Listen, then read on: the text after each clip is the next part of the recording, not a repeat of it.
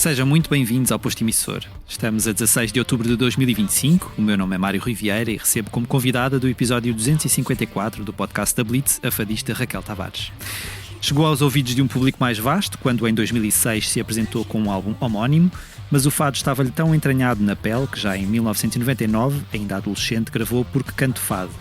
Nascida em Lisboa e criada numa família com ligações à canção da cidade, começou a frequentar tertúlias de fado desde pequena. Aos 12 anos, venceu a Grande Noite do Fado e mais tarde viu o disco Raquel Tavares valer-lhe o prémio Amália Rodrigues de Revelação. Com uma voz que carrega a fama em si, manteve-se presente com os discos Bairro e Raquel e em 2017 debruçou-se sobre o cancioneiro do astro brasileiro Roberto Carlos, num disco que é, até hoje, o seu mais recente. Em 2020 anunciou a retirada dos palcos, mas regressa agora, no início de dezembro, para tomar de assalto o Coliseu dos Recreios, em Lisboa. Olá Raquel, bem-vinda. Olá Mário, obrigada pelo convite. Sim, tudo certo. Não me enganei nada? Não, corresponde tudo à verdade. Ainda bem. Gostei do tomar de assalto o Coliseu de tomar de assalto, acredito mesmo que sim. É quase isso.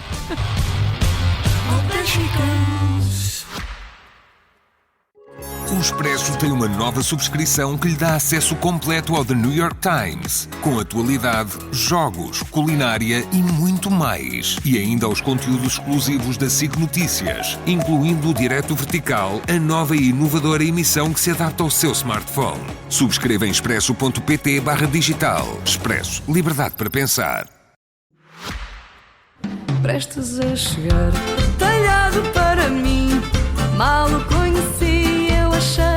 Começando por este concerto, ao qual deste o nome A Inevitabilidade de Cantar. Está a tornar-se um clássico. Portanto, podem tirar a Raquel Tavares dos fados, mas não podem tirar os fados da Raquel Tavares, não, é isso? É claramente isso, sim. Este Coliseu, na verdade, esse tomar de assalto tem muita graça, porque é um enorme atrevimento vir com um Coliseu assim à cabeça de tudo, tendo em conta que normalmente o Coliseu é um espetáculo que se faz... não diria num término de carreira de um álbum, mas é quase a celebração da carreira de um álbum que correu muito bem. Das outras duas vezes fiz o Coliseu, fiz a propósito do álbum Raquel, portanto lancei o álbum e fiz o Coliseu um ano depois. Roberto Carlos, a mesmíssima coisa, fiz com a Sinfonieta de Lisboa, lancei o álbum e um ano depois fiz Coliseu. E agora, ao contrário, estive sem cantar há algum tempo e volto e anunciei o Coliseu. Depois o álbum que há de sair, entretanto. É um atrevimento, é isso? Eu acho que é atrevido. Assim, eu não digo isto com nenhuma pretensão, mas é atrevimento, claro, junto com, neste caso, com Everything is New. Eu vou falar do Álvaro Covens, que ele detesta que eu faça isto, mas o Álvaro foi a pessoa, o meu cúmplice, junto com o meu manager, o Miguel. Eu disse: Álvaro, eu gostava muito de, já que é para voltar, então que seja na Sala da Minha Vida. E a Sala da Minha Vida é mesmo o Coliseu de Lisboa. E já tive a sorte de cantar em muitas salas do mundo. Eu estive recentemente no Carnegie Hall, que foi uma experiência avassaladora. Já vamos falar disso. Sim, mas o Coliseu tem qualquer coisa de Lisboa. Eu sou muito de Lisboa. E é quase a primeira sala grande onde me lembro de ter cantado. Tinha 12 anos na Grande Noite de Fado, portanto é quase regressar sempre a casa. E por isso estou muito entusiasmada, mas claro que não vou mentir, estou apreensiva.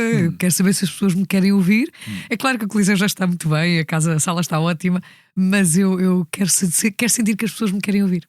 E o que é que vais levar? Ainda estás a definir ali um alinhamento? Não, eu já sei exatamente o que vou levar já. Vais ter convidados, vais estar sozinha? O que é que as pessoas podem esperar deste espetáculo? Então, este espetáculo vem no âmbito de um álbum que vou lançar ali imediatamente antes do Coliseu. Ok. E que acho que já posso começar a falar. Mas é que eu não fazia a mínima, não tinha nada dessa informação. Olá, portanto, Mário, fala lá desse disco. Sim, há um disco que está prestes a sair, portanto, ele vai sair imediatamente antes do Coliseu, e que é um disco com base naquilo que eu, quando agora decidi voltar a cantar, pensei assim: o que é que me apetece fazer? O que é que não me era permitido fazer e que agora já posso, tendo em conta a idade? Porque esta coisa dos fados tem uma... Dá estatuto. Sim, há uma questão hierárquica que tens que respeitar até a determinada altura, e portanto eu hoje já posso, com toda a modéstia, já estou validada pelos antigos para cantar o que bem me apetecer. E então havia ali um departamento dos fados que eu ainda não tinha explorado e que é basicamente o repertório dos homens. Ou seja, há a poesia masculina, que aqui em Portugal ainda existe, se calhar um pouco esse... Eu vou dizer pudor, não sei se preconceito já não será demasiado forte, mas que no Brasil, por exemplo, não existe. No Brasil canta-se o masculino e o feminino, a poesia não tem... como é que se diz? Género. Não tem género. A Betânia toda a vida cantou no masculino, o Chico Buarque toda a vida cantou no feminino, e aqui ainda existe menos, mas ainda existe Já um tens pouco o isso. Zambujo a cantar às vezes. Precisamente. Não é? Há uma outra pessoa que já faz precisamente. isso. O Pica não é? do Sete, por exemplo, é no feminino e os Zambus cantam. E eu, que toda a vida cresci a ouvir os maiores intérpretes desta canção, que é a minha, que é o fado, sempre tive alguma inveja da poesia masculina, porque o homem canta a mulher. Ora, não há nada mais sublime para se cantar do que a mulher no seu todo, não é? É poeticamente muito bonito de cantar a mulher. E por isso eles têm versos muito bonitos. E eu pensei assim, é exatamente isto que eu quero cantar. E portanto, este álbum que aí vem é com base em fado tradicionalíssimo. O conceito é altamente tradicional. Eu voltei ao berço, porque era o que tinha vontade.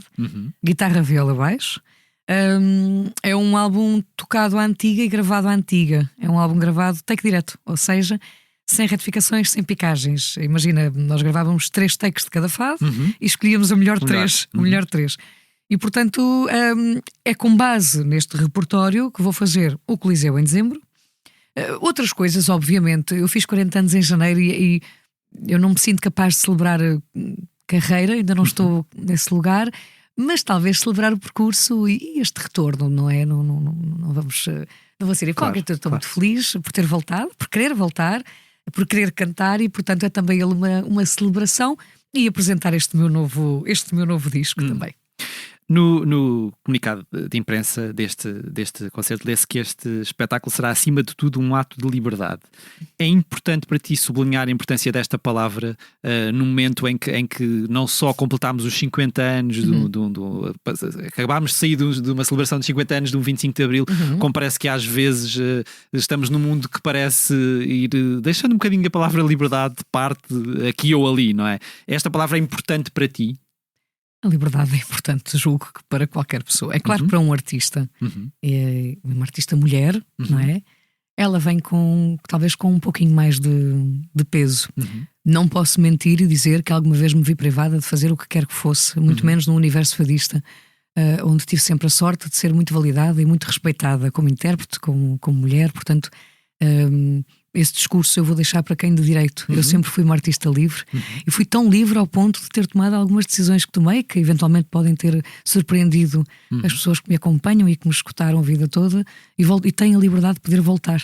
E portanto eu sinto-me livre, sou interpretativamente livre, tanto é que vou gravar um álbum um pouco disruptivo, por assim dizer, por estar a cantar num masculino e não ter mudado um único verso. E portanto, sim, é importante ser livre. Sim, eu sou uma artista livre, eu sou uma mulher livre. Portanto, isso virá sempre com tudo aquilo que eu fizer, seja a fazer música, seja a fazer televisão, seja a fazer rádio. É claro que a liberdade vem na frente de tudo. Tu vieste, como disseste há pouco, de Nova Iorque, viajaste na semana passada até lá com a Cristina Branco, o Ricardo Ribeiro e a Orquestra Sinfónica Portuguesa, para apresentar no mítico Carnegie Hall o espetáculo Amália na América, além do fado. Como é que surgiu esta oportunidade? Como é que correu também essa... Já tinha estado no Carnegie Hall? Não, ainda não tinha estado no Carnegie Hall. Então isto foi uma iniciativa da Égide, que foi a propósito da celebração desse álbum mítico da Amália no Hollywood Bowl em 1960, e não quero dizer nenhum disparate, mas acho que é 64 ou 65. E portanto veio este desafio de recriar o repertório da Amália, portanto quer do cancioneiro português, porque ela nesse espetáculo não se trata de fados, trata-se do cancioneiro tradicional, e alguns temas da Broadway que a Amália cantou também. E portanto, quando me é posto o desafio, eu confesso que a minha primeira reação foi: eu acho que há pessoas mais capazes de fazer isso do que eu, porque, única e exclusivamente, eu nunca fui uma, como se diz na gíria fadista, uma amaliana convicta. Eu gosto, obviamente, muito da Amália. É claro que a Amália é uma das maiores artistas deste país e do mundo, incontornável fadista, mas o meu fado, de muito miúda, era distante. Talvez a Amália me tenha estado sempre um pouco longe e, portanto, eu não tinha entendimento, eventualmente até há uns anos, para o fado da Amália Rodrigues. E, portanto, só agora, talvez com 40, é que me aproximo um pouco daquilo. Daquilo, leia-se tudo o que é o universo Amália. E quando me convidam, eu disse: eu não sei se estou apta, se trago Amália suficiente comigo. E o que me disseram foi: não, mas o objetivo é exatamente esse, é ser alguma coisa que venha com uma linguagem talvez até distante e diferente, interpretar Amália. E eu aí disse: então está bem, eu aceito o convite. E assim foi. O repertório é divertidíssimo, portanto É um repertório do folclore. O Ricardo também, ainda que o Ricardo tenha ali um ou dois fados mais emblemáticos, e a Cristina Branco fez de forma sublime o repertório da Broadway, Blue Moon, o Summertime, foi muito bonito. Pronto, com a orquestra sinfónica dirigida pelo maestro Jan Viersba, disse bem, e foi um atrevimento levar toda esta gente rumo aos Estados Unidos. Trabalhoso, é um projeto muito ambicioso, juntamente com a FLAD também. O que é que eu te posso dizer? Eu achei genuinamente que ia ser atropelada pela sala do Carnegie Hall. É o Carnegie Hall, claro. É o grande auditório do Carnegie Hall. Não vou mentir-te, foi talvez das salas mais confortáveis onde cantei. É tão especial, há tanto histórico, né, naquela sala, que podia ter-me atropelado, ter-me assoberbado. Mas não, eu confesso que o que tive pena foi de ter cantado pouco. Eu queria cantar mais a noite inteira. Eu dizia para o Ricardo: se não entrares, entro eu. Porque eu quis cantar. Fomos recebidos, claro, um público muito português, obviamente. Eu diria que talvez 50% da sala era portuguesa ou lusodescendentes. E portanto muito sedentos de nos ouvir, de ouvir cantar em português e de ouvir Amália. E foi surpreendentemente confortável. Foi uma noite idílica, daquelas que claramente não se esquece. E depois, enfim, é quase um cheque.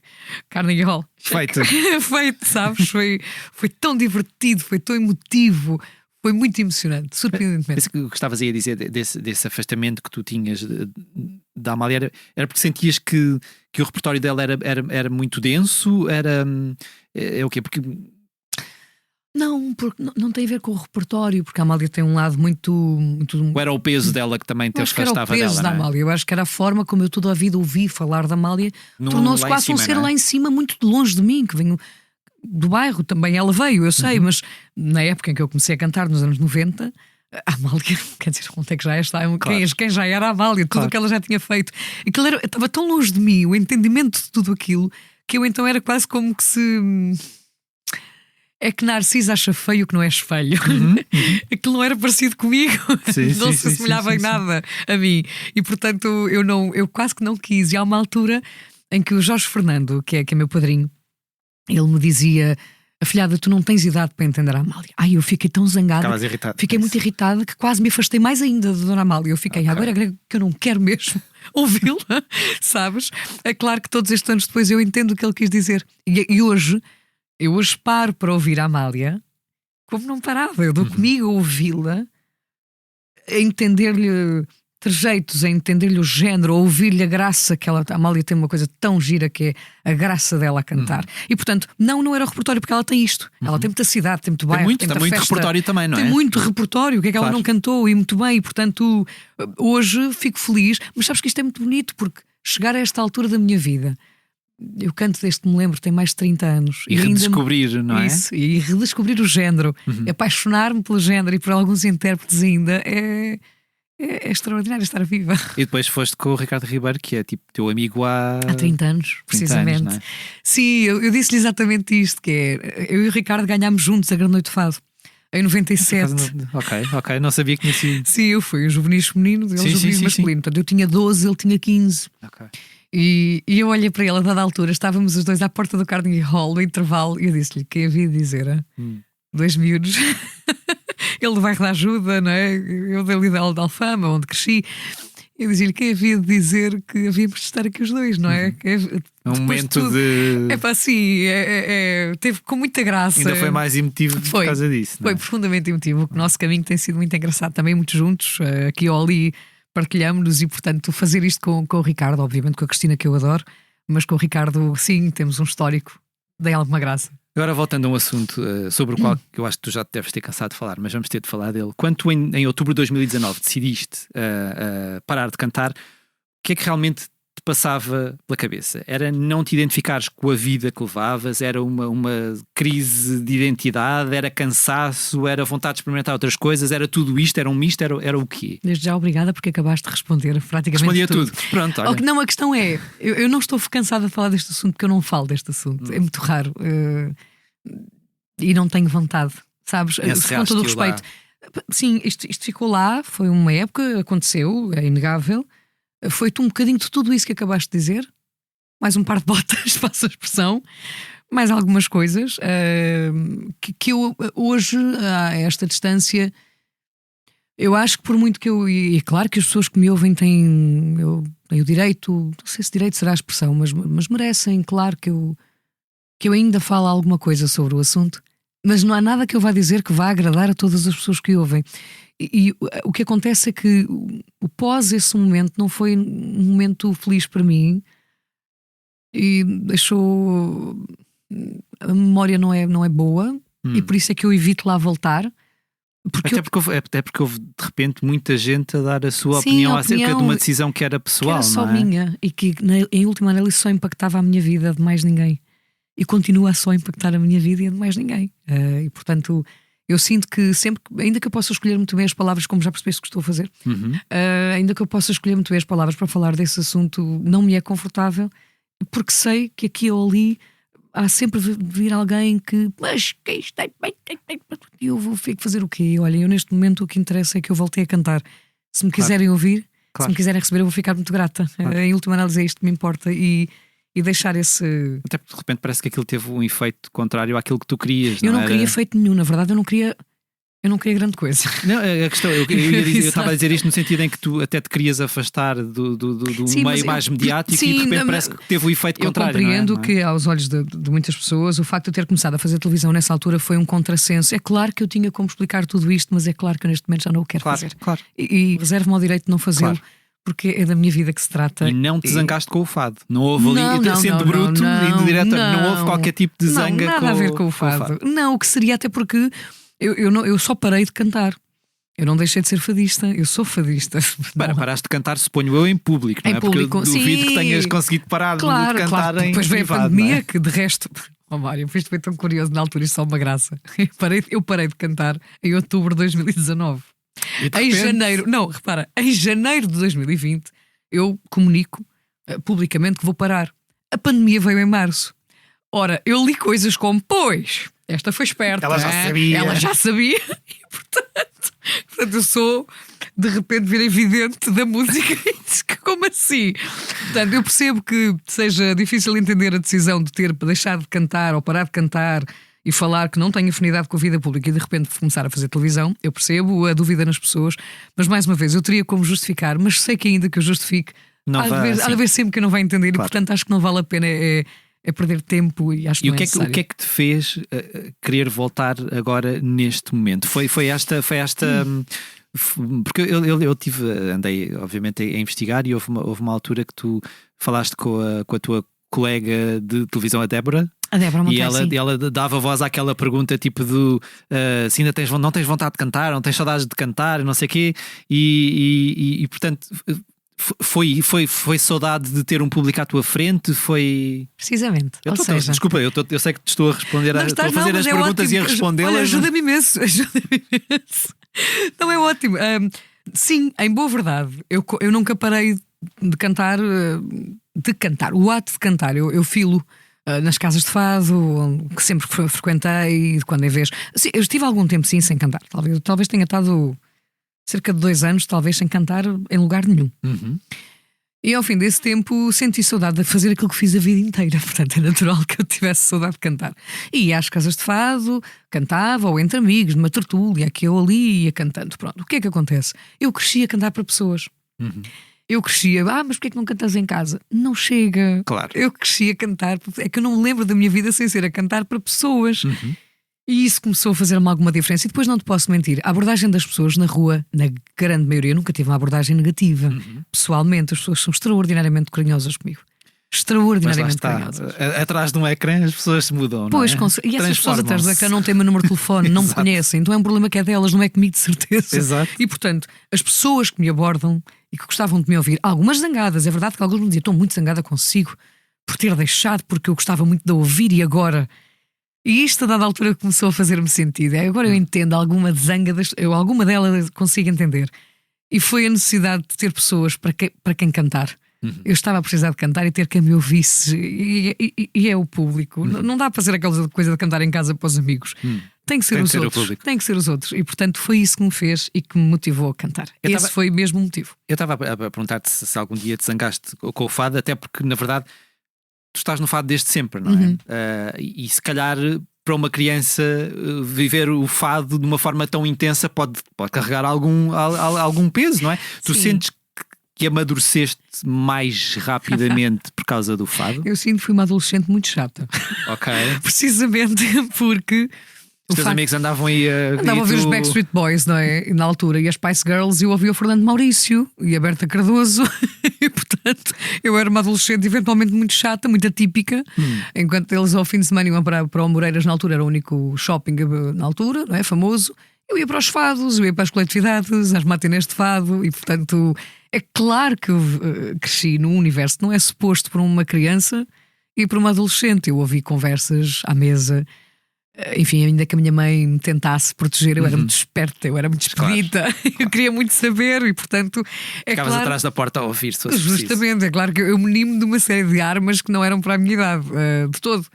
É claro que trouxe coisas menos boas, algum peso, eu era muito envelhecida, ali com 20 e poucos anos, eu era muito chata, muito envelhecida, um horror. E, portanto, mas também me trouxe outras muito boas, não é? Eu rapidamente me tornei independente, tomei conta da minha vida muito cedo, não é? Comecei a trabalhar muito cedo, a ganhar dinheiro muito cedo, a viver sozinha muito cedo, e tinha esse background todo por ter crescido na noite. E ter percebido os perigos da noite e da vida no geral, não é? Porque infelizmente ali nos anos 90, por exemplo, havia um universo no que diz respeito, por exemplo, às substâncias, e eu vi muitas pessoas perderem-se. Não estamos a falar só de drogas, estamos a falar do álcool, estamos a falar do jogo, não é?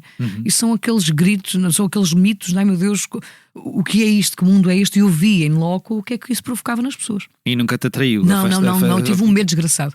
Sempre tive muito medo, nunca bebi, Deus me livre, não. Até porque eu era mulher, na noite eu tinha que estar sóbria, eu tinha que ser muito lúcida, não é? E atenção, ainda que não tenha passado por nada assim tão grave, eu sei que o fado pode ser um meio muito masculino, é verdade que é. Mas eu de alguma maneira correu-me bem. Talvez por ser miúda e por me conhecerem de muito pequenina, talvez eu tenha sido protegida nesse sentido, não posso queixar-me, é verdade que não. Claro que fui mulher e claro que fui olhada. Claro que sim, não vou mentir. Mas também não parece que tu sejas daquela pessoa que ouve um piropo e que fica calada, não é? Portanto, não parece. Piropo, quer dizer, não, estou a falar de piropos agradáveis, sim, não é? Estou a falar dos maus piropos. Não, pois não, o que seria? Eu sou do bairro, eu sou da Alfama, com tudo o que isso implica, que é ótimo, por sinal. Mas sim, claro que crescer na noite me trouxe algumas diferenças dos adolescentes da minha época, mas hoje. E tendo em conta o percurso e sabes que viajar, viver fora, viver no Rio de Janeiro, que foi uma coisa que me trouxe muita leveza. Eu agradeço sempre muito a minha estadia no Rio, precisamente porque creio que eu seria muito mais chata hoje se não tivesse passado pelo Rio de Janeiro. Seria muito aborrecida. Como é que foi, indo mais atrás, já falaste um pouco disso, mas como é que foi a tua infância em Alfama? Para lá dos fados, o que é que te apaixonava? Eu não cresci, vamos lá, eu não nasci em Alfama. Eu comecei a frequentar Alfama muito nova precisamente porque cantava nas coletividades. E nos fadistices que havia no bairro. Pronto, eu vivia ali, na verdade, olha, em Lisboa, no centro de Lisboa, perto da Penha de França.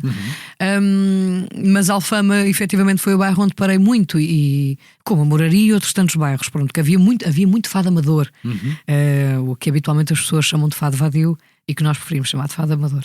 Havia muitas tardes de fado, havia muitas coletividades, muitas academias de recreio, e portanto o fado nos anos 90 tinha um lugar muito presente na cidade. Já há muito poucas agora, não é? Já há muito poucas, infelizmente. Ainda as há, é verdade. Mas é muito curioso. Quando nos anos 90 nós achávamos que o fado estava um pouco posto de parte, esquecido, eu não me lembro de cantar tanto na cidade de Lisboa e haver tanto fados. Não as casas de fado, que hoje existe muito. Mas esta fadistice já não existe. Então eu tive uma infância atípica, naturalmente, porque cantava, não é? Eu comecei a cantar ali com 6 anos e, portanto, a minha infância foi atípica. Mas tenho memórias muito boas da minha infância. Eu fui a típica alfacinha. Mas também brincavas na rua também. Meu pai nunca me deixou brincar muito na rua. Ele não era esse. Meu pai já foi meu pai com 47 anos, portanto, outra geração. Mas sim, eu tenho memórias, por exemplo, de ir ao Terreiro de Paço dar melhores pombos, ou ao Recio. Era muito Lisboa, de ir passear ao domingo abaixo, ou de ir andar de elétrica e ver as montras. A minha infância foi muito Lisboa, em todos os sentidos. E eu tenho memória feliz da minha cidade. E é da minha cidade que guardo as melhores memórias da minha infância. Obviamente tu respiravas fado, mas que outras músicas é que se ouviam lá em casa? Ouvia-se. O que é que lembra? As tuas primeiras recordações musicais provavelmente são de fado, não é? Mas o que é que. Não, por acaso não são. Não, Ok. não são. Eu tenho uma irmã mais velha. E a minha irmã mais velha na época ouvia Bryan Adams, Ok. Prince, Guns N' Roses, Rui Veloso, muito Jorge Palma. A minha mãe ouvia muito Roberto Carlos, foi dos primeiros cantores da minha vida. Ok. O primeiro disco que eu lembro-me de cantar e de saber foi do Rui Veloso, precisamente, que era Mingos e Samurai. Foi o primeiro álbum da minha vida. Fados veio depois. Os fados só entram na minha casa quando eu comecei a cantar. Ok. É claro que se via a Grande Noite do Fado lá em casa, eu tenho essa memória. Mas os fados só entram na minha casa depois de que eu comecei a cantar. Talvez porque a minha irmã mais velha, o que seria? A minha irmã mais velha ouvia fados. Não estava no universo delas de longe, não coitada. Não mesmo. Portanto, não, eu cresci a ouvir-me. Mas então qual é que foi qual é que foi ali a centelha que fez com que o fado se tornasse. Foi uma coisa muito, se calhar, muito desinteressante aos olhos de toda a gente. Foi numa festa de escola, Ok. no Natal, de cantar para os pais, não é? E a minha educadora achou que eu tinha cara de fadista e pôs-me a cantar um clássico que era Tudo Isto é Fado. Ok. Almas vencidas, noites perdidas e tal. Eu achei uma graça aquilo. E quando cheguei a casa disse à minha mãe: "Oh mãe, sabes mais cantigas deste género?" Eu não sabia identificar. A minha mãe, que em Nova tinha cantado fado, Ok. ensinou-me mais ali 2 ou 3 fados que eu lembro-me perfeitamente, que são a Júlia Florista e o Cheiro a Beijo de Lisboa. Ok. E pronto, e a minha irmã, eu não me calava com aquilo em casa. E ela ficava a olhar para ti de lado, O não que é que eu faço a esta rapariga? E então soube que ia haver uma noite de fados lá no Clube Desportivo, ao pé da nossa casa, que era o Clube Desportivo Vargense. E assim foi: olha, que tal levarmos a Raquel a cantar? Bora. E pronto, eu cantei nessa noite. E desde então, porque tinha graça, não é que eu cantasse grande coisa, eu tinha muita graça, era muito descarada. E então as pessoas lá Nunca acharam. foste tímida. Não, nunca fui. Acho que sou mais tímida agora com esta idade do que miúda, vê lá. Ok. Coisas, é isto. E então convidaram a minha mãe e disseram: leva a miúda para a semana aqui e ali. E de repente, eu todos os fins de semana cantava, sextas e sábados, e às vezes domingo à tarde. Eu ia para os fados. E foi isto, foi de uma forma muito, muito natural. E o que é que ganhar uma grande noite de fado aos 12 anos faz ao ego de uma pessoa? Eu pergunto isto porque quer dizer, de repente é uma validação gigante. Não é? Era. Ainda era na época. Como é que isso. Como é que a tua personalidade se adaptou àquela atenção e àquela validação de ter vencido um concurso? É assim, a Grande Noite do Fado era o ex-libris do Fado. A Grande Noite do Fado começou em 1950 e qualquer coisa. E quem vencia a Grande Noite do Fado tinha sempre ali como é que eu vou dizer isto? Havia uma elevação artística no meio fadista e não só. E portanto os grandes nomes do fado tinham cantado na Grande Noite do Fado, tinham concorrido à Grande Noite do Fado, tinham ganho. E portanto para nós na época ainda era bastante dignificante, tendo em conta que a Grande Noite do Fado na época se ganhava por tempo de palmas. Até 98 sim. nós ganhávamos por tempo de palmas. Nós representávamos uma qualquer sociedade ou coletividade, um bairro, que claramente iam expressar-se pelo seu artista, não é? Pronto, o que é que acontece? Quanto mais pessoas vocês conseguissem Ora levar. bem, o que é que acontece? Esta história é engraçada. Eu e o Ricardo Ribeiro, que éramos miúdos do bairro, portanto todos os bairros, andámos a ser disputados por várias coletividades. Ok. Parecíamos jogadores da bola a ser bom. disputados. Sem os ordenados milionários. Exato, sem os ordenados milionários. O que é que aconteceu? Para não nos indispormos, nem eu nem ele, com ninguém, fomos pela mesma coletividade que não tinha tanta expressão junto de outras tantas. Ok. Que era ali a Academia de Recreio Artístico na Rua dos Fanqueiros, na Baixa. Ou seja, não era nenhum bairro. Sim. Portanto, quando tínhamos ali o Adicense, que era em Alfama, o grupo desportivo da Moraria e tal, nós fomos pela Academia de Recreio Artístico e ganhámos os dois. Porquê? Porque a verdade é que quando chegamos ao palco, os bairros estavam lá, os bairros conheciam-nos e aplaudiram-nos, e portanto ganhámos os dois. Pronto. Na época eu lembro-me, como se fosse agora, de eu querer estar até às 9 da manhã, que era até a hora que aquilo acabava, e da minha mãe me dizer: Raquel, não pode ser, porque o Correio da Manhã amanhã quer te entrevistar de manhã ali na bica, não sei o quê. Eu disse: como assim entrevistar-me? Porquê? Na minha vida, vamos lá ver, eu para mim só tinha ido cantar. Exato. Ao Coliseu, que eu adorava, era uma festa. E não era mais do que isso. É claro que depois eu e o Ricardo éramos apresentados sempre como: e agora?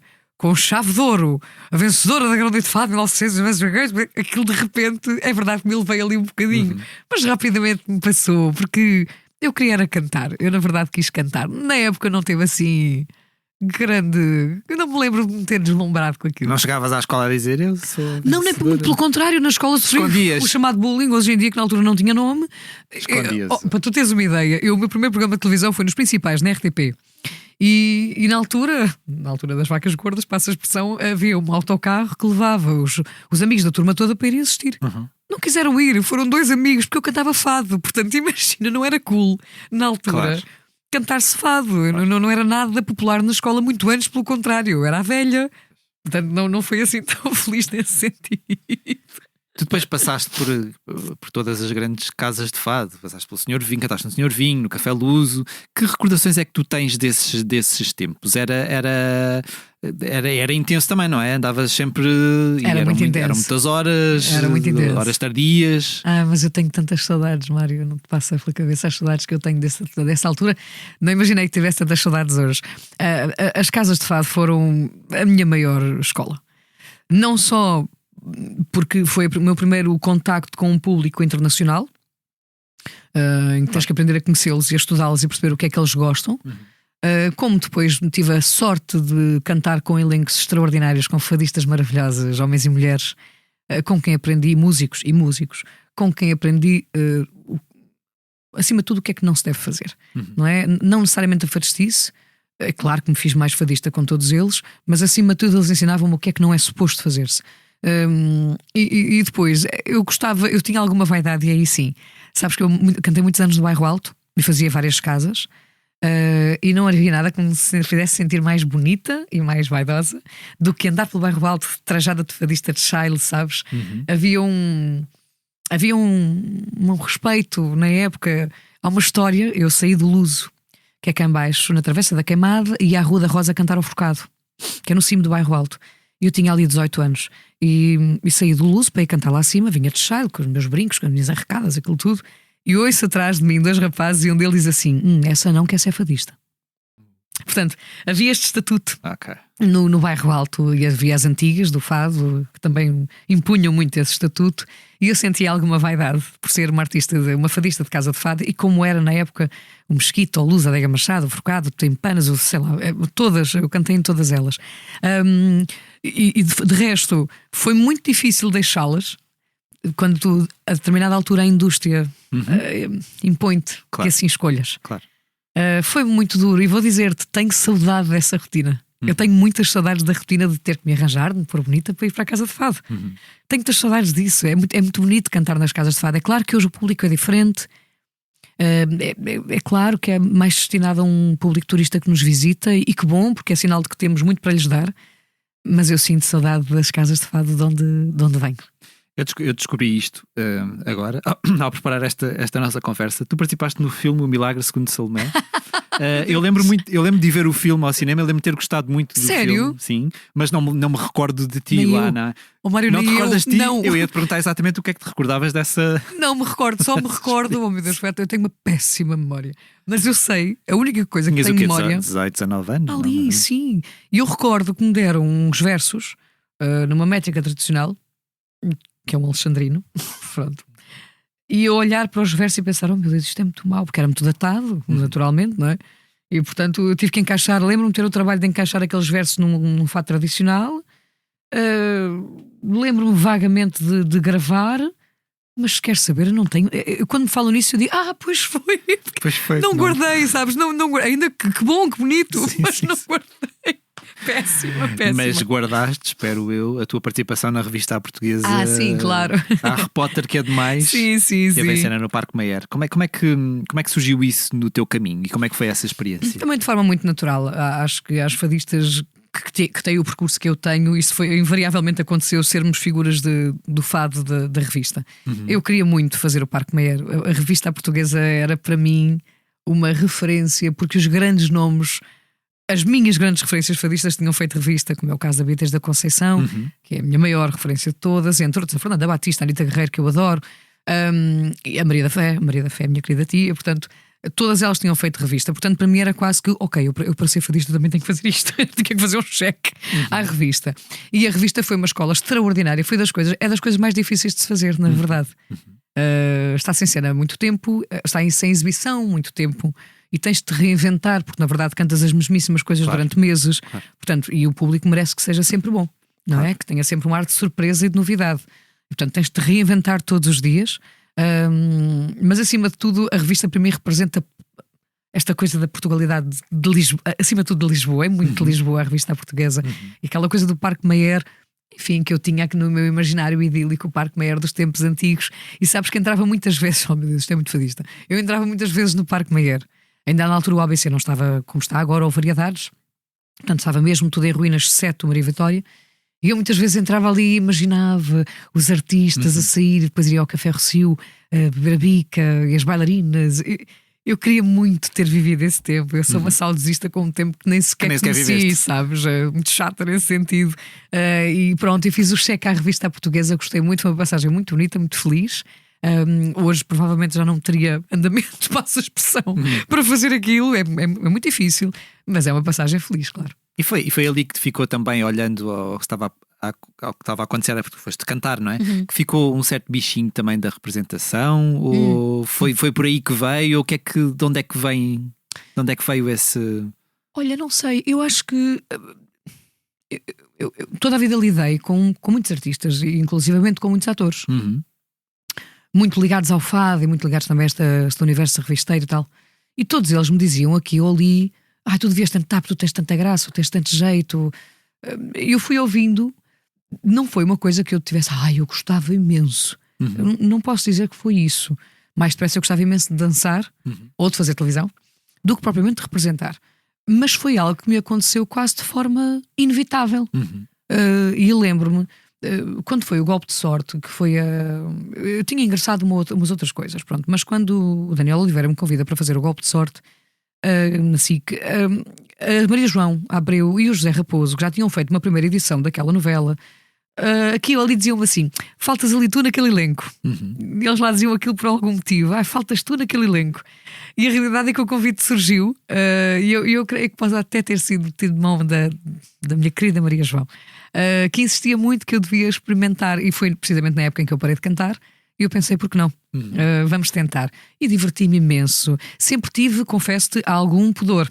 Eu nunca quis intitular-me, não gosto quando Raquel Tavares, fadista e atriz, o que seria? E a Maria João por acaso ralhava comigo nesse sentido. Ela dizia: não senhora, tu estás a exercer isto, portanto podes sim dizer que és, mas eu acho que não, porque acho que tem que se ter um bocadinho mais para se dizer isso. Pronto, eu sou só uma curiosa. Uma curiosa da área, e tive algumas experiências fantásticas. Fiz outra novela a seguir na SIC e diverti-me imenso, mas senti-me sempre o outsider. Ou seja, eu ia, divertia-me, não me levava muito a sério, mas levava muito a sério o meu trabalho.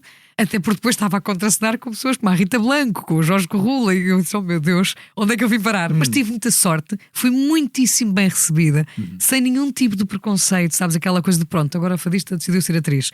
Nunca senti isso em parte nenhuma dos meus amigos e colegas, e portanto foi uma experiência muito feliz. Mas é como te digo, gosto, não sei se um dia voltarei a fazer, se acontecer, e se calhar sim, mas não é aquela coisa que eu digo: tenho muitas saudades e quero muito voltar a fazer. Não, é uma experiência como outras tantas da minha vida, como é fazer televisão, como é fazer rádio, como é dançar, que gosto de fazer, que me diverte horrores, mas que não estou ansiando voltar a fazê-las. Essa tua queda para a dança, os portugueses ficaram a conhecer nos programas Dança Comigo, Dança com as Estrelas. Sim. De onde é que te vem esse gosto para a dança? Eu acho que é do meu pai, ou seja, o fado veio da minha mãe, a dança veio do meu pai. O meu pai foi São um as homem. tuas heranças. O meu pai é um homem que dançava muitíssimo bem, e sempre me incentivou a dançar. Na época, eu quando era mais miúda, eu queria muito ter ido para a dança, só que a vida não dava. Era dança e cavalos. Ok. Mas não dava, e portanto ficámos pelos fados, que era mais acessível, que era mais barato. E portanto eu não consegui seguir estudar dança, que eu gostava muito. Resumindo, assim que pude e assim que tive a oportunidade de poder dançar, nem que fosse de forma social, eu comecei a fazê-lo.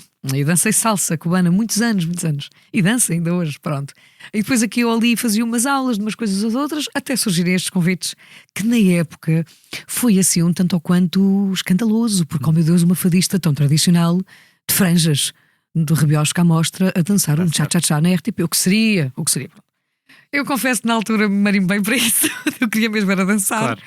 E depois tornou-se normal. Acho que as pessoas normalizaram o facto de eu dançar, gostam, divertiam-se muito e achavam tanto curioso eu ser tão fadista e tão profunda, e depois divertir-me tanto a dançar um jive e um quick step. E portanto a dança mantém-se na minha vida. Eu continuo a dançar sempre que posso. É uma coisa que me faz mesmo muito feliz. Mesmo muito feliz. E a apresentação também foi uma paixão que estar na televisão, de onde é que isso veio? Isso é diferente. Eu, em miúda, eu nunca imaginei ser artista. Eu cantava, fazia parte. Cantar fazia parte. A profissão que eu ambicionava era o jornalismo. Eu queria ser repórter de guerra. Eu queria fazer jornalismo de investigação. Minha mãe trabalhava na RTP, portanto havia todo esse universo onde eu entrava. Eu lembro-me de estar nos estúdios do Jornal da Noite, na altura de Joaquim Furtado e tal. Eu achar que era aquilo que queria fazer. Portanto, a televisão e a comunicação estiveram sempre no meu horizonte. Okay. Ainda fiz rádio 3 anos, ia estudar para o Senjor, na altura tinha 18 anos, e foi quando o fado aconteceu de forma mais incisiva e eu tive que fazer escolhas. Eu tive que fazer escolhas e escolhi a música. Mas a comunicação sempre cá esteve. Eu sempre tive muita vontade. Eu gosto de comunicar. E gosto direto, sabes? Eu gosto daquela coisa de adrenalina. É o que é. Olha, tens de fazer acontecer agora. Vê lá o que é que disse. E pronto, quando surge então o convite para fazer televisão, eu não hesitei. Eu pensei, ok, então bora lá. É agora o momento. Não há muitos momentos na vida em que te possas propor a fazer o que te apetece. E portanto, ainda que aquela fase tenha sido extraordinariamente difícil, o universo foi muito generoso comigo. E portanto, eu parei de cantar e a seguir veio o convite para fazer televisão. E eu pensei, ok, então é isto. Não, está tudo certo. E foi absolutamente maravilhoso. Eu diverti-me tanto. Foi tão bom de fazer. Com muitos desafios, obviamente. Lá está, com o escrutínio todo das redes sociais. Enfim, tudo certo. Tive que aprender a lidar um bocadinho melhor com isso. Não lidava nada bem. Mas a experiência é altamente positiva. Tenho muitas saudades, sim, da televisão. Eu tenho saudades. Como é que é a tua ligação com as redes sociais hoje em dia? Tu tens consultas, vês, vais, não lês? Não, hoje aquilo que disse há pouco foi um grande amigo que me disse, trabalha na SIC, é o João Paulo Sousa. E na altura eu passava um bocadinho mal com estes comentários que faziam ao meu respeito. E ele disse-me isto e eu não me esqueci mais. Ele disse, Raquel, desculpa lá, estas pessoas que comentam estas coisas a teu respeito têm o teu número de telefone? Não, pronto, então não te conhecem. Porque se o problema fosse contigo, tinham o teu número de telefone e ligavam para ti. Então não te conhecem. É um problema que é delas, não pode ser teu. E eu não encaixei logo na altura, mas depois fez-me algum sentido. E confesso-te que hoje, é claro, menos, felizmente muito menos, mas ainda que aconteça, eu penso sempre que em última análise aquelas pessoas não podem estar bem. Uma pessoa que está feliz e que está bem não tira tempo para ofender outra que não conhece. Portanto, isto diz mais sobre esta pessoa que claramente não pode estar bem. Ou está sozinha, ou está infeliz, ou ambiciona a vida que eu tenho, e portanto eu tenho que fazer este exercício. Isto parece muito shanti, mas é isto mesmo que eu tento fazer, porque senão isto vai assoberbar-me, não é? Claro. E vai minar-me. Já me minou uma altura da minha vida e agora já não, já não vai. Eu sei que hoje, por exemplo, daqui deste teu podcast surgem imensos títulos. Eu já li as coisas mais olha, eu li o Diogo Clemente, que é meu amigo há 30 anos, não tarda. É um grande amigo, ele veio aqui dar-te a entrevista e eu li algumas coisas que ele disse e depois fui ler os comentários e eu fiquei, mas como assim? Foi tudo ao contrário. Portanto, as pessoas interpretam, têm a liberdade, ainda bem, de interpretarem como quiserem. E eu tenho a liberdade de só ler e de levar a sério aquilo que eu quero. Certo. Portanto, basicamente é isto. É engraçado, estavas a falar há pouco deste disco que vem e de cantares fados masculinos, não é? E eu estava aqui a ver. No teu percurso de artista, tu foste colaborando e cantando com nomes muito dispares, quase todos eles homens. O Marco Paulo, o Paulo de Carvalho, o Paulo Gonzo, o Carlos do Carmo, o Baspinho, o Valas. O teu gosto pela música não tem limites? Não. Porque na verdade não me queria sentar no facto de eles serem todos homens, queria-me sentar antes no facto de ouvires o Marco Paulo, ouvires o Paulo de Carvalho, ouvires o Valas, ouvires o Baspinho, são experiências muito diferentes. Muito, não é? Muito diferentes. Como é que a tua visão da música é muito mais abrangente, até como ouvinte? Se eu for ver uma playlist que tu tenhas no Spotify, vais rir. O que é que eu vou encontrar? Vais rir. Zeca Pagodinho, Otis Redding. Ella Fitzgerald e Alcione, Luís Miguel e Marc Anthony, Buena Vista Social Club, Diego Cigala.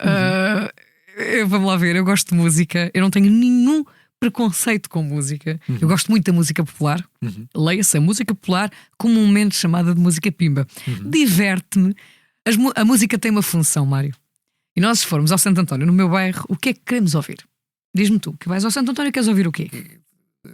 E toda a malta gritou até tocar o Mário, a não ser que não me digas, não, nem sequer vou ao Santo António. Pronto. Sabes que, pronto, um momento à parte, eu vivo na Graça e portanto, o Santo António entra-me pela casa adentro, não é? Portanto, eu não preciso de sair. Com os teus amigos, mesmo as sardinhas, não o que tu queres ouvir? Não vais querer ouvir o Bobby McFerrin, não vai dar. Portanto, a música tem um propósito, serve um propósito, serve uma ocasião e serve um determinado público. Nem toda a gente tem que ser literado para entender a poesia, seja de quem for. E há momentos e momentos, não é? Há momentos em que não nos apetece ouvir um fato de caixão à cova. Exatamente, e portanto, eu gosto mesmo é de música. Se a música me divertir, me tocar, me comover, para mim é válida, independentemente de quem a faz. E eu, como intérprete, adoro todo e qualquer desafio. Eu, o tempo todo que estive no Rio de Janeiro, eu de repente o samba infiltrou-se-me como se de um tubo de soro se tratasse, e eu já só bebia daquilo e já queria ouvir só aquilo e cantar só aquilo, e cantei e continuarei. Neste momento eu volto como fadista ao fado tradicional porque é o que me apetece. Apetece-me cantar fado tradicional, não venho com nenhuma bandeira erguida, ainda que eu acho que vale muito a pena lembrar a origem. E o fado, claramente, como todas as músicas de cariz popular, tem que sofrer, passa a expressão, a sua contemporaneidade, e está tudo muito certo com isso. Eu mesma já o fiz, mas há um momento em que temos que nos lembrar que ele por si só é válido. O fado tradicional, na sua forma mais pura, é uma beleza como não há, e portanto eu só venho fazer o que gosto, não com bandeiras erguidas, não tenho esse objetivo, mas sim lembrar que ele é muito válido. Agora venho com o fado tradicional, mas depois para amanhã, se me apetecer cantar em espanhol, eu vou cantar, eu tenho essa, lá está, tenho essa liberdade. É uma liberdade também ensinada pela Amália, não é? De alguma forma. Olha quem! Portanto, vais olha quem! Nas tuas viagens pelo mundo, a levar o fado a outros países, a outras culturas, como é que o público que não é português, como é que tu observas um público que não é português ou que não tem ascendência portuguesa? Como é que observas a receber o fado? É uma experiência muito diferente de cantar para um público em Portugal ou fora, para as comunidades, e cantar para um público que poderá ser estrangeiro. Não é? Estrangeiro. Sim. São experiências muito diferentes até para o lado do fadista, a forma como sei lá, não é em termos de entrega, mas em termos de experiência é uma experiência muito diferente. Só é. Mas é surpreendente. Ou seja, é absolutamente surpreendente chegar a Buenos Aires, no Teatro Coliseu de Buenos Aires. Eu tenho uma memória muito, muito viva disto. E estarem, era 70% ou 80% eram argentinos. E claro que estavam portugueses. Mas a sala manifestava-se quase toda a Argentina. E portanto, cantar um fado, eles não entendem a poesia. Mas a linguagem, no caso dos argentinos, é-lhes um tanto ou quanto familiar. Claro. E eles reagirem como o público do Norte reage, que é talvez dos melhores públicos do país, é o público do Norte. É muito surpreendente. E eu pergunto-me, o que é que os toca? E o que os toca é, com toda a modéstia, é o intérprete. É aquilo que tu levas, é aquilo que tu fazes acontecer, independentemente da poesia. O fado, o seu universo, o seu todo resulta, independentemente da poesia, que é um acréscimo. Nós cá temos a capacidade de entendê-la, não é? Os portugueses têm a capacidade de entender e, portanto, vibrar com a mensagem poética. Lá fora temos que ser um bocadinho mais astutos no repertório que levamos, porque imagina, o fado tradicional, eu não quero ser chata e estar a explicar o que é um fado tradicional, mas é uma melodia que se repete várias vezes, não tem um refrão. Musicalmente ela é sempre igual. E não estou a dizer que isto é desinteressante, porque, meu Deus, eles reagem imenso ao fado tradicional, mas tens de ter um concerto com uma mescla musical que seja interessante, que os cative de alguma forma. Portanto, tens de ter esse cuidado. Mas eu já fui surpreendida muitas vezes em perceber que na Polónia eles ouvem um tradicional e reagem se calhar muito mais a uma melodia do que a uma melodia mais diversificada. E portanto tem sido surpreendente um pouco por todo o mundo perceber a forma como reagem em Xangai, que é um público muito para dentro, não é? Que quase não se expressa, mas eles reagem àquilo, eles comovem-se com aquilo. E portanto, por isso é que eu digo cada vez mais que o fado no seu todo é das músicas mais complexas, das mais difíceis de executar, mas eu creio que também das mais consensuais. Eu acho que ele pode ser das músicas mais consensuais de todas. Diz-me, não, porque é muito para baixo, então tenho que ir ouvir. Não é só isso. Não é só isso. Não é só isso. Não é só isso. Pode ser muito dinâmica. Mas tu sentes que ainda há muito essa ideia do fado como uma coisa muito... Eu acho que... Não, menos. A coisa foi mudando muito, não é? Sim, não, muito menos. E esta nova geração tem feito um percurso muito bonito nesse sentido. Tem sido muito curiosa, tem sido muito experimental e com muito bom gosto, na grande maioria. Isto é só uma opinião, não é factual, é uma opinião vale o qual. Mas eu acho que sim, que desde a minha geração até a de agora fomos persistentes nesse sentido de bater o pé e dizer ouçam-nos, antes de qualquer coisa, ouçam-nos. E portanto hoje sabemos que o público que nos assiste vai dos 8 aos 80, francamente, não é? E portanto já não há aquela coisa, o fado é música... Vou dizer, música de velhos é um perfeito disparate hoje em dia. Se fores uma casa de fados, vês quem é que consome fado. E é um público bastante diverso e muito jovem. Portanto, acho que estamos estamos de muito boa saúde. Muito boa saúde. Falaste há pouco da Beatriz da Conceição e do impacto que ela teve no teu percurso. Quais é que são as recordações mais... Eu sei que ela era uma pessoa assim um bocadinho rígida, não é? Quais é que são as recordações mais carinhosas que tens carinhosas da Beatriz? Tenho. Eu tenho todo o tipo de situações com a Beatriz. Felizmente para mim, que tive muita sorte de a conhecer. Era um ser humano distinto. Ela era distinta. A Bia era uma mulher extraordinariamente generosa. A memória mais terna que eu tenho da Beatriz talvez seja... Eu nunca gostei do Natal. Nunca gostei de Natal. Não celebro, não tem nada a ver com questões religiosas. Não gosto da época, não me cativa. E ali, alguns com 18 anos, eu vivia uma fase um bocadinho mais solitária da minha vida. E a Bia foi ouvir-me cantar ali uma semana antes do Natal e perguntou-me ao Formega: onde é que vais passar o Natal? E disse: Dona Beatriz, olha, eu vou ficar em casa sozinha. Ela: ai, Formiga, tu és muito nova para já queres passar o Natal sozinha, pareces eu. E eu digo: não, Bia, não se preocupe, eu fico bem, é porque eu não celebro mesmo, eu quero é que passe. E ela: ai, Formiga, tu não me digas isso, que eu fico aqui, Formiga, resumindo, no dia 24, à noite, a Dona Beatriz estava na casa, não te quero mentir, mas eu acho que ou com a Linita Gentil ou com os pais do Camané e do Helder Matinho, que ela passava muitas vezes o Natal com eles. Bem, eu sei que o meu telefone tocou e era a Bia do outro lado do telefone. Então, Formiga, Dona Beatriz, Formiga, tu não queres vir aqui, tu não queres vir para cá para casa? E disse: Dona Beatriz, não leva mal, mas eu estou mesmo bem sozinha.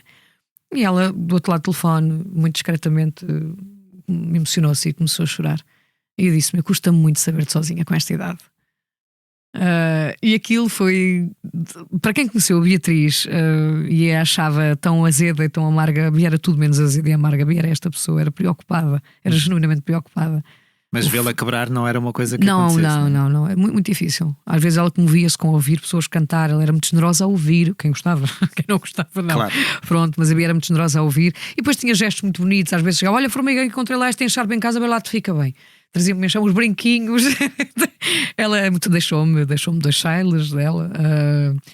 E há uma história com ela que para mim foi talvez o maior momento de validação da minha vida. Uma bela noite na mesa de frades ali em Alfama. Estamos à mesa e eu estava com um feitio absolutamente insuportável. E que era difícil ao pé dela. E então eu estava muito tangada.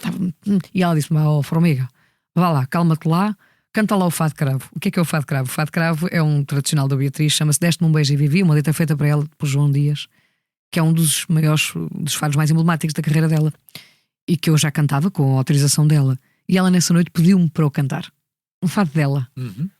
E quando eu acabei de cantar, ela limpou muito discretamente aqui a lágrima no canto do olho, pôs-me a mão em cima da minha e disse: Formiga, está muito bem, já tens umas voltinhas que não são as minhas.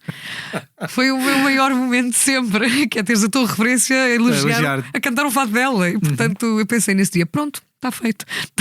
Está feito. Está bom. Tu ainda vives em Alfama? Sim. Quando nós conversámos pela primeira vez, em 2016, oh meu Deus, tu falaste-me de uma experiência, da experiência de viver num bairro histórico de Lisboa e de ter de lidar com coisas como os turistas a olhar para dentro da casa das pessoas e a fotografá-las na sua intimidade. Passou-se quase uma década e o turismo não abrandou. Como é que tu vês a Lisboa de hoje nesse sentido? Do turismo que algumas pessoas consideram desenfreado, outras acham que é maravilhoso. As coisas têm todas coisas boas e coisas más. Mas como é que tu vês a Lisboa de hoje rendida ao turismo?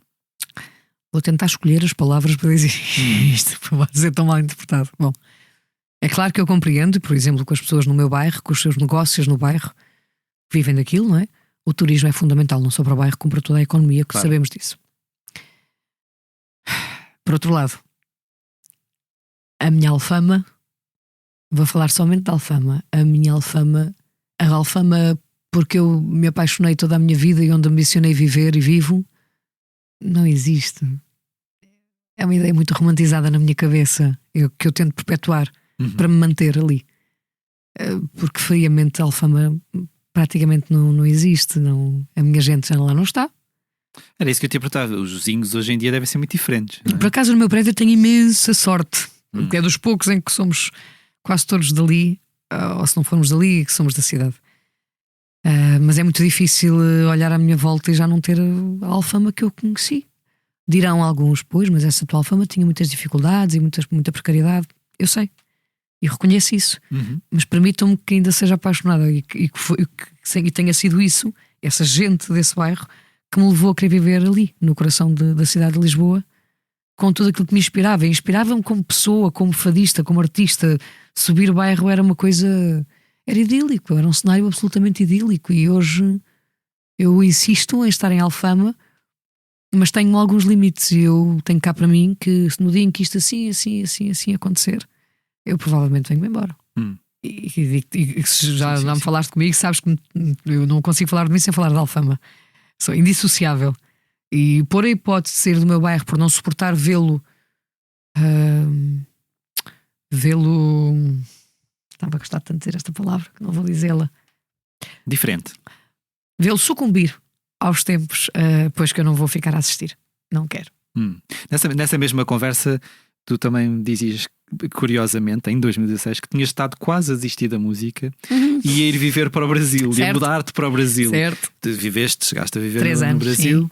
Mas ainda é um sítio onde tu te imaginas no futuro a passar também assim, se calhar mais uma temporada da tua vida. Sim, já lá voltei entretanto. Sim, o Rio acho que estará sempre nos meus planos. Ok. Sabes? Quando me reformar vou ver para o Rio, não? Eventualmente, se me reformar bem, passo 6 meses lá, 6 meses cá. Pronto. Sim, isso era o ideal, não é? Pronto. Não, eu entretanto, há 2 anos, quando entretanto deixei a televisão, e precisamente porque por isto eu queria ir viver aquilo que me tinha proposto quando parei de cantar, que era voltar a estar no Rio de Janeiro com tempo, e fui, estive 3 meses lá, e já lá voltei em trabalho, já lá fui cantar e voltarei sempre ao Rio de Janeiro. Eu acho que é quase como quando eu achar que estou a ficar chata outra vez. Vais lá para ficares menos chata. Eu vou ao Rio para ficar menos chata. O Rio faz-me sempre muitíssimo bem, deixa muito feliz, gosto da música, gosto das pessoas, gosto da vibe. Que se vive a vibe, é mesmo expressão, vibe carioca, é uma vibe muito feliz, e por isso eu voltarei sempre ao Rio de Janeiro, sempre. Há pouco estavas a falar do Roberto Carlos e de ouvir quando eras criança, Garota. que a tua mãe te mostrava o Roberto Carlos. Que importância é que ele teve na tua vida ao ponto de tu resolveres gravar um disco de homenagem? Assim, em boa verdade, não fui eu que resolvi isto, foi um convite que me foi feito por um produtor que é o Max Pierre, que é um grande produtor,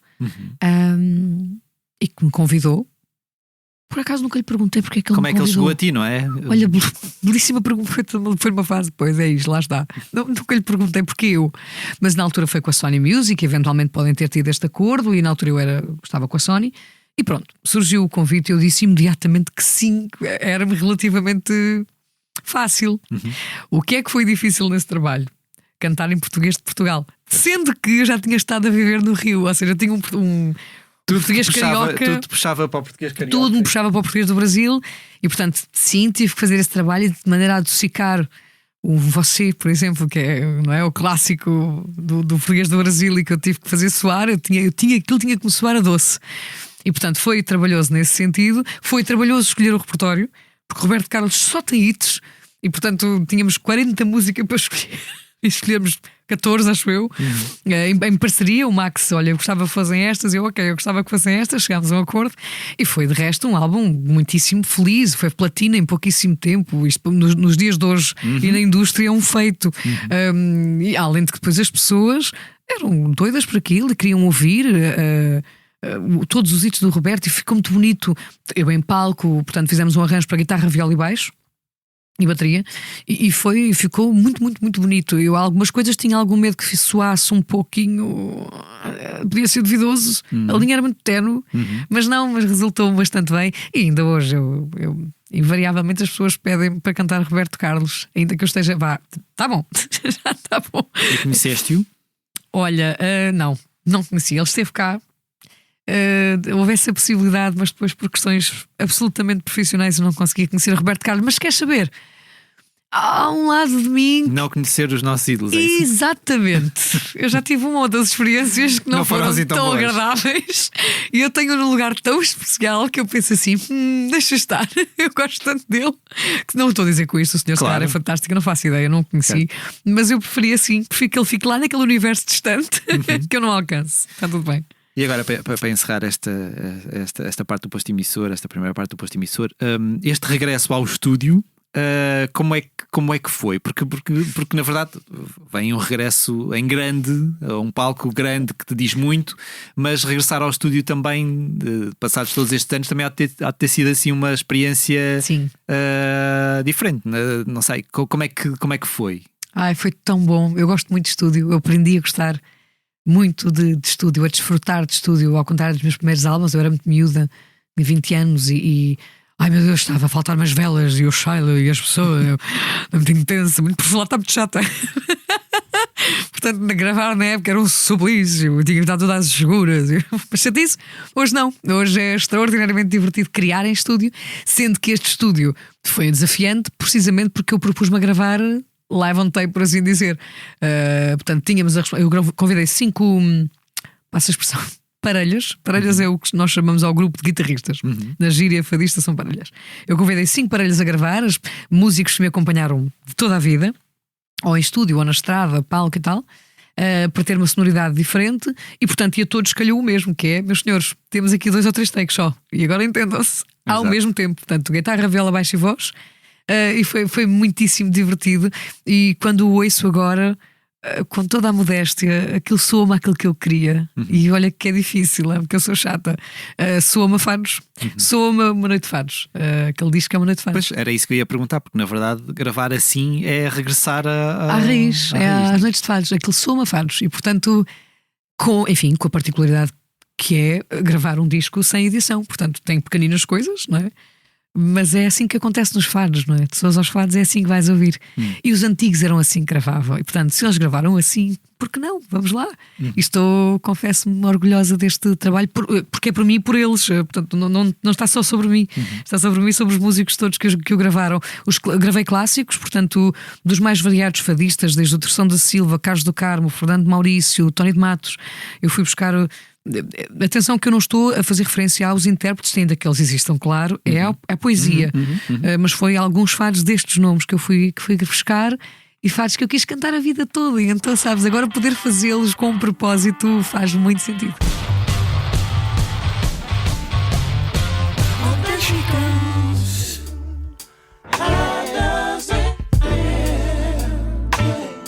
A semana ficou marcada pela confirmação da morte de D'Angelo, o pioneiro da Neo Soul, que se tornou um caso de sucesso com canções como Black Sugar ou Untitled How Does It Feel.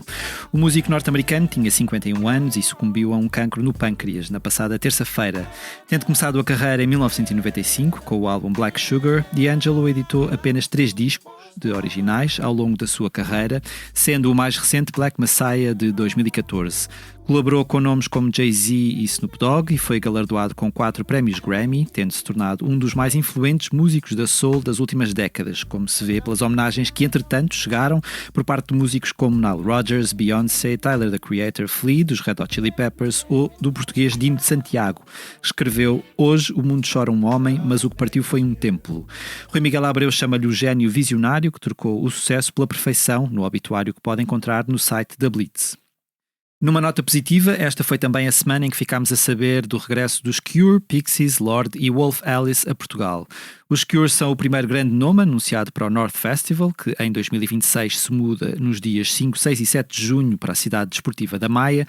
Robert Smith e companhia tocam no último dia do evento, trazendo as canções do mais recente álbum Songs of a Lost World, editado em 2024. Já os Pixies, Lorde e Wolf Alice apresentam-se no Nós Alive em Algés.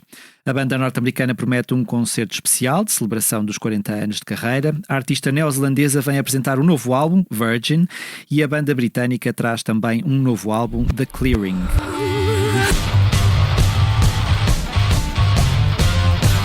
mexicanos. O barco vai,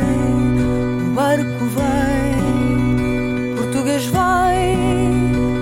No segmento do posto emissor em que damos conta daquilo que andamos a trabalhar na redação da Blitz, trago esta semana uma sugestão de disco e 2 entrevistas. Falo-vos primeiro do mais recente álbum de Carminho, Eu Vou Morrer de Amor ou Resistir, no qual continua a esticar os limites do fado e conta com colaborações de Laurie Anderson e do pianista Mário Lajinha.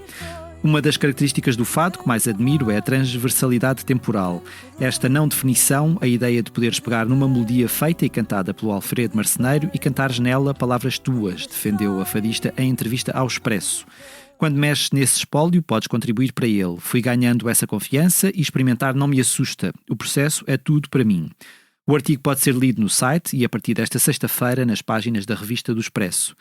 Raquel, já ouviste disto da Carminho? Já vi algumas coisas. Vocês cruzaram-se... Muitos anos. Sim, muitos anos. Felizmente, esta nossa geração partilhamos muitas vezes, muitas noites, a Carmo, a Namor, a Marisa, e portanto vamos-nos escutando umas às outras e sempre acompanhando. Sim, claro, com tremendo respeito, claro. Callum Scott regressou esta semana a Portugal para concertos no Porto e em Lisboa, depois de se ter assentado à conversa com a Blitz para falar sobre o novo álbum Ava Noir, mas também sobre a versão de um sucesso de Robin, que o fez saltar para a ribalta, do conselho que recebeu de Ed Sheeran e da forma como encara a música como terapia para os seus problemas assumidos de saúde mental e dismorfia corporal. Escrever música é catártico, para mim, posso pegar no que está na minha mente, passá-lo para o papel e isso alivia o peso que carrego, confessou-nos. A entrevista pode ser lida na íntegra no site da Blitz. Também em blitz.pt encontra a entrevista que DJ Télio concedeu ao jornalista Paulo André Cecílio. Editou este ano o álbum Reservado, que soma milhões de reproduções no streaming e atingiu o top 3 de vendas em Portugal e estreia-se no Campo Pequeno em Lisboa em março do próximo ano. O músico, nascido em Angola e criado no Val da Amoreira, no Barreiro, falou-nos de um percurso que já se alonga por 10 anos, da amizade com os Wet Bad Gang e da forma como lida com a fama. Quando um cantor começa a ganhar um dinheirinho, quer aproveitar, gastar. Eu não. Vim do sofrimento e vou tentar não fazer nada de errado. Assumo, Télio. Raquel, estás-te a rir? Sim, como eu entendo. Consigo entendê-lo.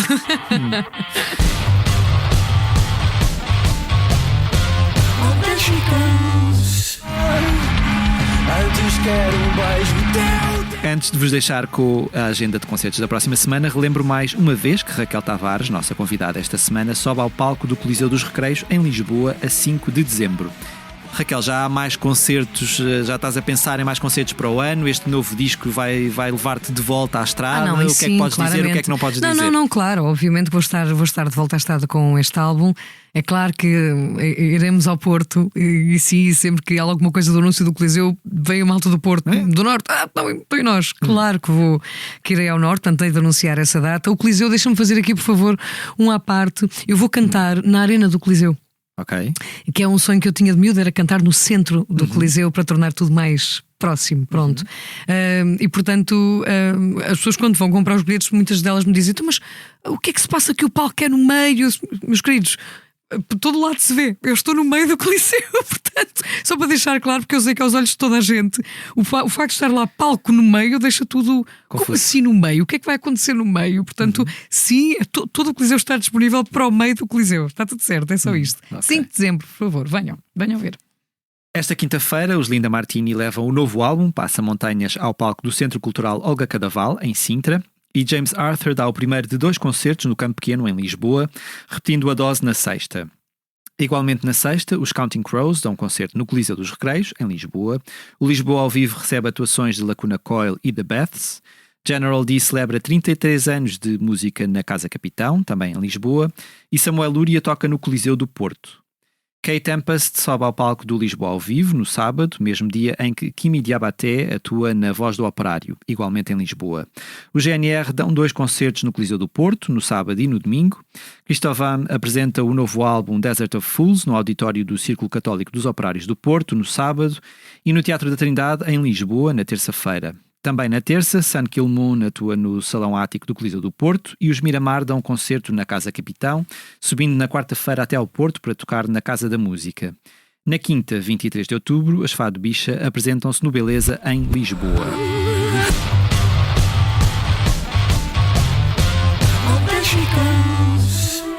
Eu vejo estradas no céu. Terminamos assim o episódio desta semana do Posto Emissor. O meu obrigado à Raquel Tavares. Obrigada a ti pelo convite. Gostei mesmo muito de estar aqui. Mesmo muito. Os temas de abertura e conclusão são da autoria da Legendary Tigerman. Eu sou o Mário Rui Vieira e a edição multimédia esteve a cargo de Tomás Delfim e Salomé Rita. E como é hábito, encerramos com uma leitura da nossa convidada. Raquel, o que é que nos trouxeste? O que é que nos vais ler? Olha, sabes quando, enfim, esta coisa de termos que trazer uma leitura, temos, enfim, idealmente, a primeira coisa que me veio à cabeça foi uns versos de um fado. Eu sei que não é surpreendente, mas foi de um autor que se chama Álvaro Duarte Simões, que fez variedíssimos fados para os mais variados fadistas, inclusivamente a Amália, e eu trouxe uns versos dele que se chama Barro Divino. Não vou arriscar dizer de quem é a criação. Sei que há uma primeira gravação da Amália Rodrigues, mas também de uma outra fadista que se chama Maria José da Guia, e eu não vou arriscar dizer de qual é que é a criação, porque não quero arriscar.